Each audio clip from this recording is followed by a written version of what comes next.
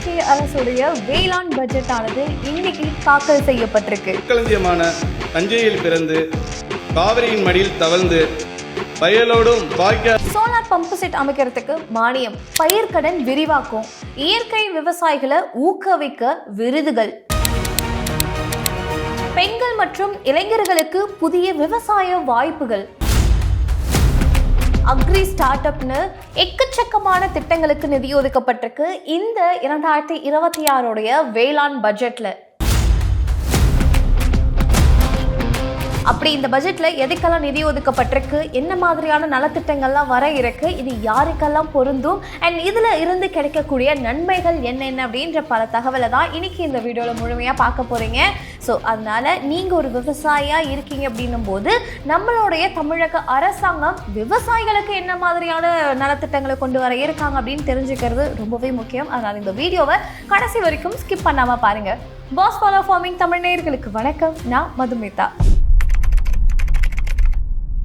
TVK அரசாங்கம் ஆட்சி அமைச்சு அவங்களுடைய முதல் பட்ஜெட்டை தாக்கல் செஞ்சிருக்காங்க. ஸோ நேற்று பட்ஜெட் தாக்கல் செஞ்சிருந்த நிலையில இன்னைக்கு வேளாண் துறை அமைச்சர் வினோத் அவர்கள் வேளாண் பட்ஜெட்டை வந்து தாக்கல் செஞ்சிருந்தாங்க.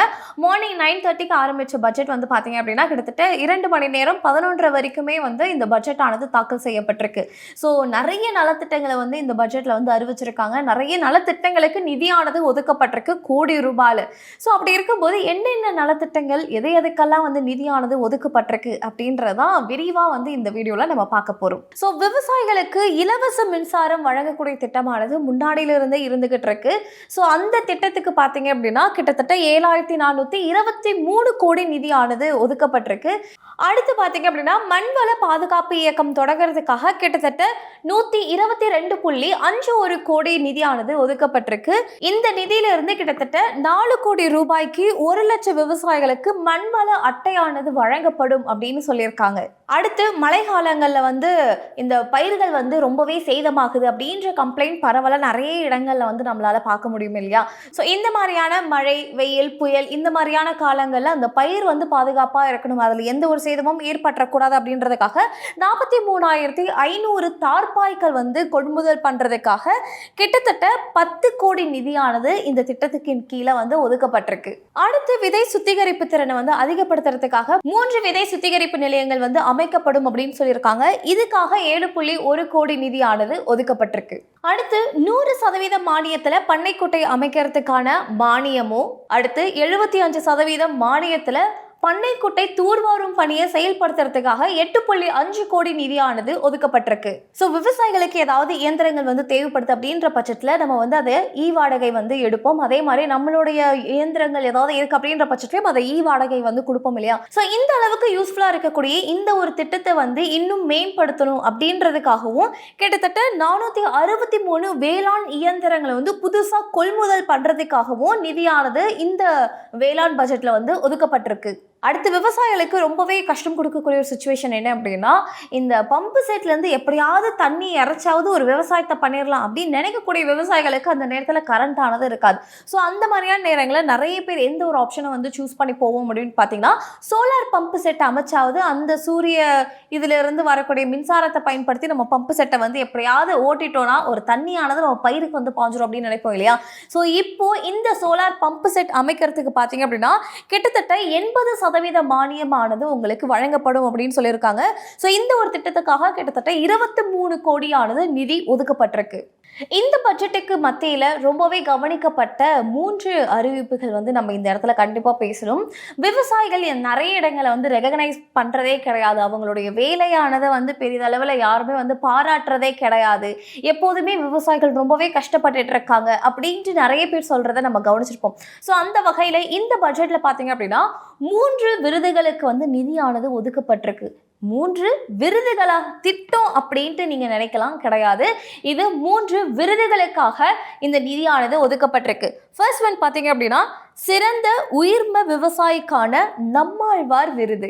ஸோ யாரெல்லாம் இந்த 2026-27 ஆண்டுக்குள்ள இந்த ஆர்கானிக் ஃபார்மிங் வந்து ரொம்ப சிறப்பான முறையில் வந்து பண்றாங்களோ அவங்களுக்கு கிட்டத்தட்ட தமிழகத்திலிருந்து ஒரு 5 விவசாயிகளை வந்து தேர்ந்தெடுத்து அவங்களுக்கு இந்த நம்மாழ்வார் விருதானது வந்து வழங்கப்படும் அப்படின்னு சொல்லியிருக்காங்க. ஸோ இந்த விருதோடைய சேர்த்து என்னென்ன கொடுப்பாங்க அப்படின்னு பார்த்தீங்கன்னா உங்களுக்கு பாராட்டு பத்திரமும் தலா 2 லட்சம் வந்து வழங்கப்படும் அப்படின்னு சொல்லியிருக்காங்க. ஸோ இந்த திட்டத்துக்காக மட்டுமே கிட்டத்தட்ட 11 லட்சம் நிதியானது ஒதுக்கப்பட்டிருக்கு. அடுத்து இதுல கவனிக்க வேண்டிய 2வது விருது பார்த்தீங்க அப்படின்னா மாவட்ட அளவிலான வெற்றி விவசாய விருது. நெல், சிறுதானியம், பயிர் வகைகள், எண்ணெய் வித்துக்கள், பருத்தி உள்ளிட்ட 9 வகையான பயிர்கள்ல 2 ஏக்கருக்கு வந்து விவசாயம் பண்ணி அதிக மகசூல் ஈட்டக்கூடிய விவசாயிக்கு இந்த வெற்றி விவசாய விருதானது வழங்கப்படும் அப்படின்னு சொல்லியிருக்காங்க. ஸோ இதுல முதல் பரிசு 50,000, ஸோ 2வது பரிசுக்கு 25,000, அதே மாதிரி 90 பரிசுகள் வந்து வழங்கப்படும் அப்படின்னு சொல்லியிருக்காங்க. இந்த ஒரு திட்டத்துக்காக மட்டுமே கிட்டத்தட்ட 67 லட்சம் நிதியானது ஒதுக்கப்பட்டிருக்கு. ஸோ இதில் வின் பண்ணுறவங்களுக்கு ஃபர்ஸ்ட் ப்ரைஸ் பார்த்தீங்க அப்படின்னா 50,000 ரூபா, செகண்ட் ப்ரைஸ் வந்து 25,000 ரூபா, இந்த மாதிரி 90 பரிசுகள் வந்து வழங்கப்படும் அப்படின்னும் இந்த ஒரு விருது வழங்கும் திட்டத்துக்காக மட்டுமே கிட்டத்தட்ட 67 லட்சம் நிதியானது ஒதுக்கப்பட்டிருக்கு. அடுத்து மக்கள் சேவகர் அஞ்சலை அம்மாள் சிறு குறு விவசாய விருதுகள் வந்து வழங்கப்படும் அப்படின்னு சொல்லியிருக்காங்க. ஸோ இந்த விருது என்னென்ன கேட்டகரியில் வந்து நடக்கும் அப்படின்னு பார்த்தீங்கன்னா 2026-27 ஆண்டில் வந்து சிறு குறு விவசாயிகளை வந்து ஊக்குவிக்கணும் அப்படின்ற வகையில் மக்கள் சேவகர் அஞ்சலை அம்மாள் பேர்ல வந்து தமிழக அளவில் வந்து போட்டியானது வந்து நடத்தப்படும் அப்படின்னு சொல்லியிருக்காங்க. சிறுதானியம், பயிர் வகைகள், எண்ணெய் வித்துக்கள், இந்த மாதிரி 10 பயிர்களை வந்து அதிக அளவில் மகசூல் எடுக்கக்கூடிய 30 விவசாயிகளை வந்து தேர்ந்தெடுப்போம். அவங்களுக்கு இந்த விருதானது வந்து வழங்கப்படும் அப்படின்னு சொல்லியிருக்காங்க.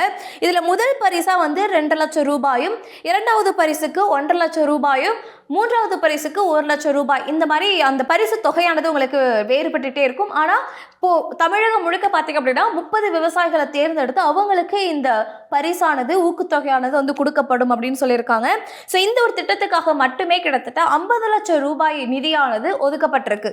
அடுத்து வேளாண் இயந்திரங்களை பழுது நீக்கி பராமரிக்கும் 15 மையங்கள் வந்து அமைச்சிட 50% மானியம் வந்து வழங்கப்படும் அப்படின்னு சொல்லியிருக்காங்க. ஸோ இந்த ஒரு திட்டத்துக்காக 1.12 கோடி நிதியானது ஒதுக்கப்பட்டிருக்கு. ஸோ நேற்று பட்ஜெட்ல பார்த்தீங்க அப்படின்னா கறவை மாடு வழங்கும் திட்டமானது வந்து இன்ட்ரடியூஸ் செய்யப்பட்டிருந்தாங்க. ஸோ இந்த திட்டத்தின் கீழே வருஷத்துக்கு தகுதி உள்ள 10,000 பெண்களை வந்து தேர்ந்தெடுப்போம். ஸோ அந்த பெண்களுக்கு கறவை மாடு வந்து வழங்கப்படும். ஸோ அதன் மூலமா அவங்களுடைய வாழ்வாதாரத்தை அவங்க வந்து மேம்படுத்திக்க முடியும் அப்படின்ற ஒரு விஷயத்த சொல்லியிருந்தாங்க.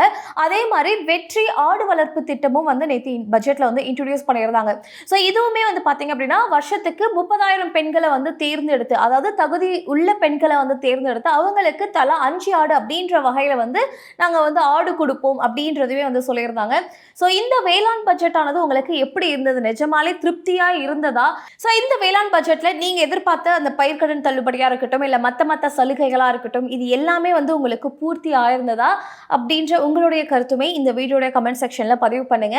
சப்போஸ் வேற ஏதாவது எதிர்பார்த்தீங்க அது கிடைக்கல அப்படின்ற ஒரு மன வேதனை ஏதாவது இருக்கு, இல்லை இது எதிர்பார்த்தமா இது கிடைச்சிருந்தா கொஞ்சம் நல்லா இருக்கும் அப்படின்ற மாதிரியான ஒரு எக்ஸ்பெக்டேஷன் இருந்துச்சு அப்படின்னாலுமே அதையுமே நீங்க இந்த வீடியோட கமெண்ட் செக்ஷன்ல தாராளமாக பதிவு பண்ணலாம். அண்ட் இந்த மாதிரி இன்னொரு சுவாரஸ்யமான வீடியோவில் உங்களை வந்து சந்திக்கிறேன். Thank you so much. Brand partnership மற்றும் அட்வர்டைசிங் என்கொயரிஸ்க்கு brand@bosswala.com என்ற இமெயில் ஐடிக்கோ அல்லது 9108014192 என்ற வாட்ஸ்அப் எண்ணை தொடர்பு கொள்ளலாம். Bosswala. Be the boss.